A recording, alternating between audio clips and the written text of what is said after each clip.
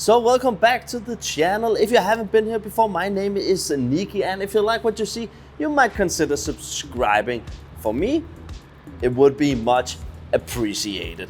Today we are going to talk about some things about the Ducati Street Fighter V2 that you probably haven't heard about before. When I read reviews or saw a lot of these YouTube videos about this motorcycle, there's actually a lot of quite nice things that people aren't talking about. So that is some of the things we are going to cover today, because this is my own personal motorcycle and now I have been owning it for some time now, and that is also why I have been noticing some things about it. So let's just get going. The first thing we are going to talk about is the exhaust, and actually the valve exhaust, because it actually has a valve inside. Because I actually didn't know, and I wasn't even told about it at the dealership, but it's a huge deal breaker. The exhaust comes with an electronic valve, and that means when you are in third gear at 45 kilometers an hour to 55, it shuts down a valve so the motorcycle doesn't say anything, because 50 kilometers per hour is the standard in-town speed limit here in Europe. So being able to not have a motorcycle that is loud in the town so you get stopped by the police all the time is awesome. It doesn't do it in second gear or fourth gear, but in third gear from 45 to 55 it shuts down a valve. And then I was wondering, maybe because here in Denmark we can actually get stopped on the road by the police and then they can DB check the motorcycle on the spot. So when the motorcycle is standing still in neutral, when revving up, the valve is also closing.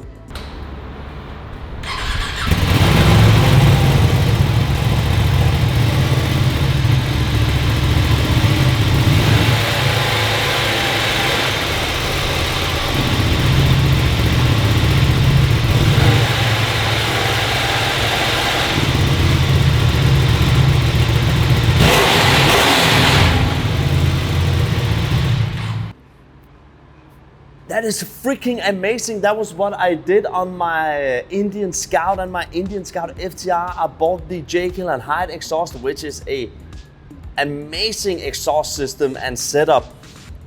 But here it's standard. And that is actually also the reason why you can buy a full complete setup from Mew and then still have the exhaust valve, because they have also built the valve into their exhaust. So you can still have a motorcycle that sounds good but still legal. And actually the Mew setup is Euro 5 approved and also CE approved, because you can also get their in-pipe catalyst. I really want that exhaust. Now that I found out that there's a valve inside this motorcycle or the exhaust, damn.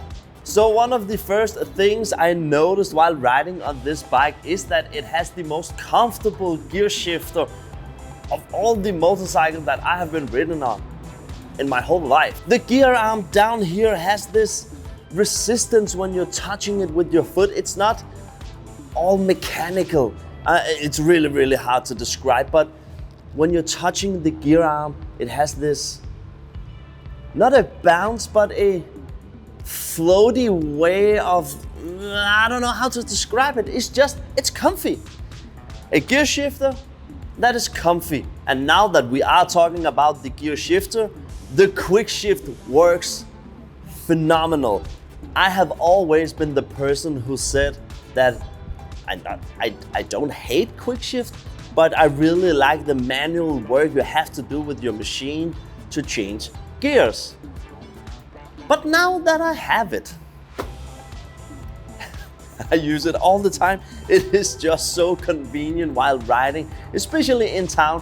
For me, it's not a huge deal breaker that your motorcycle needs a quick shifter, but it does make your motorcycle pretty fast. The next key feature that also is a fun little detail, again, it's not a big deal, but the horn is hidden. You cannot find the horn by just looking at the motorcycle, because they have actually hidden the horn underneath here. Up there. There's the horn. And it's a very, very small detail, but a very, very fine detail if you ask me, because a horn is just not beautiful. And when you are having a motorcycle where the design is so much a part of the motorcycle's overall look, then you cannot have a horn showing off down here or something like that. So the horn is up under this mask. So besides having the most beautiful rear end of a motorcycle, you actually also get emergency brake light. And I first noticed that while reading in the owner's manual. So if you're driving over 55 kilometers per hour and make a hard brake, then the tail light will flash, indicating to the others behind you that you are braking harder than normal. Again, why haven't nobody talked about that? That is also a very nice feature to have, in my opinion. The Street Fighter V2 also comes with an easy plug and play battery charging system up under the seat, but then you have to buy the original Ducati battery charger. But it also has easy access to the battery because it is right here, and you just unmount this screw and then you're there. Then you have the battery inside here, and then you can charge it with a regular battery charger. That is pretty convenient. So the last thing I'm going to cover in this video is a premium bike is the same as premium feel. And I actually had a little bit hard time to figure out what that was when I did not own this bike. But now that I've owned it for some time, I can really see and feel what people are meaning. Because it is a more expensive bike, but there's a reason why. Because there is so many small details on this bike that where there has been put a lot of thoughts and effort into it. If we just take the mirrors, first of all metal, but the mirrors also have a certain design. The kickstand also has a design so it matches the bike when it's folded up. It's a beautiful kickstand. That is a sentence that I have never said in my life, but it really is. It is designed to match the bike. The small brackets here, there is so many fine details on this bike, and you can really feel it overall. It's also with the flashing emergency brake light that I was talking about before. It is small details like that. So yes, it is a premium bike because there is nowhere on this bike where they have just, what can I say, done a quick fix.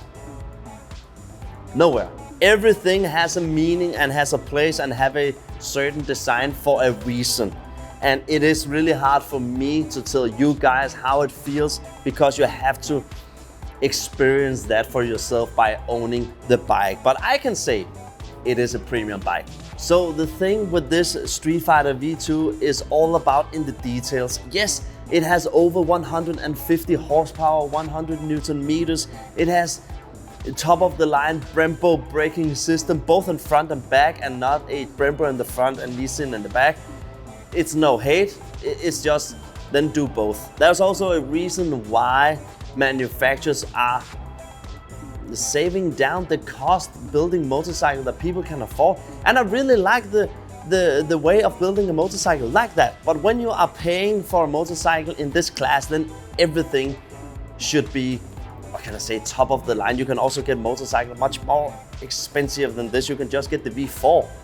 But it's all in the details. I actually thought that I would be most glad for the big engine, the best performance, the nice seating position, but it has actually become more in the smaller details now that I've been owning it for a while. I really enjoy how they have designed the exhaust going up underneath here. I really love how the exhaust is short so you can see the complete single-sided swing arm. I really like the font they have chose to use in the TFT display. It sounds so weird, but there are so many small details that people don't cover when reviewing this bike. And there are a lot of them. So are you into a sports naked bike, hyper sport, or what they're calling it, a naked bike with a high performance rate, the Street Fighter V2 is a very solid choice.